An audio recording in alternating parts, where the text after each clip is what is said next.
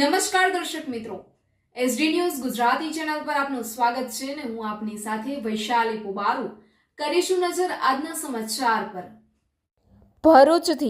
ભરૂચ નર્મદા મૈયા bridge પરથી truck સડસડાટ પસાર થઈ ભારે વાહનો પર પ્રતિબંધના જાહેરનામાનો અમલ ક્યારે? ભરૂચ અંકલેશ્વરને જોડતા નર્મદા મૈયા બ્રિજ પર ભારે વાહનોની પ્રવેશબંધીનું જાહેરનામું માત્ર કાગળ પૂરતું જ મર્યાદિત રહી ગયું હોય તેમ લાગી રહ્યું છે। ભરૂચ અંકલેશ્વરને જોડતા નર્મદા મૈયા બ્રિજ પર ભારે વાહનોની પ્રવેશબંધીનું જાહેરનામું માત્ર કાગળ પૂરતું જ મર્યાદિત રહી ગયું હોય તેમ લાગી રહ્યું છે। બ્રિજ પર અકસ્માતોની વધતી સંખ્યાના કારણે ભારે વાહનો માટે પ્રવેશબંધી ફરમાવાઈ છે, પરંતુ બ્રિજ પરથી ભારે વાહનો બિંદાસ પસાર થઈ રહ્યા છે।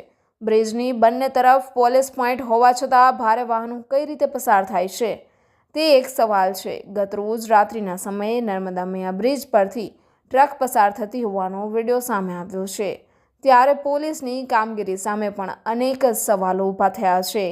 નર્મદા મૈયા બ્રિજ પરથી અવારનવાર ભારે વાહનો પસાર થાય છે, જે અકસ્માતને આમંત્રણ આપે છે, ત્યારે તંત્રના જાહેરનામાનો કડક અમલ કરાવાય તે અત્યંત જરૂરી બન્યું છે। Reporter Jayesh Prajapati, SD News Gujarati, Ankleshwar, Bharuch.